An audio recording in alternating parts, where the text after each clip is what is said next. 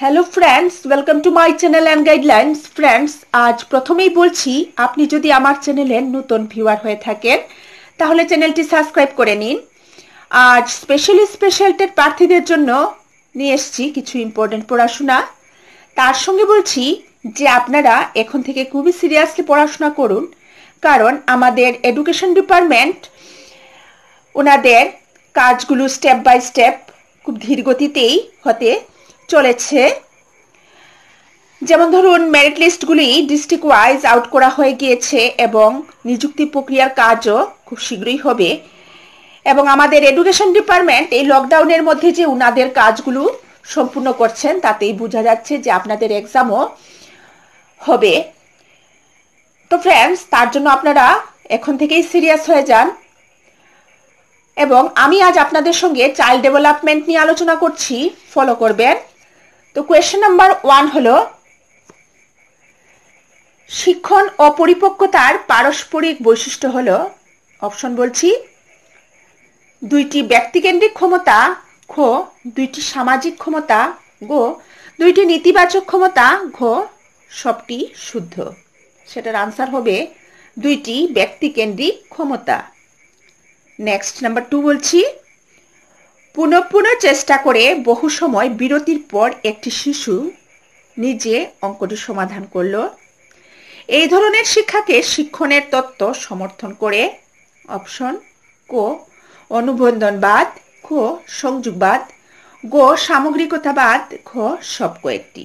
সেটার আনসার হবে সংযোগবাদ। নেক্সট হলো, পেভলভ পেশায় ছিলেন একজন। অপশন ক শিক্ষক, খ উকিল, গ ব্যবসায়ী, ঘ শরীরতত্ত্ববিদ। সেটার আনসার হলো শরীরতত্ত্ববিদ। নেক্সট, জীববিজ্ঞানের মতে পরিপক্কতার অর্থ হলো, অপশন ক শিশুর দৈহিক বিকাশ সাধন, খ শিশুর মানসিক বিকাশ সাধন, গ শিশুর আবেগিক বিকাশ সাধন, ঘ শিশুর আধ্যাত্মিক বিকাশ সাধন। সেটার আনসার হবে শিশুর দৈহিক বিকাশ সাধন। নেক্সট, শিক্ষণের স্থানান্তরকরণ এ বিষয়ে প্লেটোর কোন গ্রন্থে উল্লেখ আছে? অপশন ক গণতন্ত্র, খ রিপাবলিক, গ এমিল, ঘ প্যারাডাইস লস্ট। সেটার আনসার হলো রিপাবলিক। নেক্সট বলছি, উদ্দেশ্যবিহীন যন্ত্রচালিত গতানুগতিক ও অন্ধ শিক্ষা ব্যবস্থা থেকে দেশ আশা করা যায় না।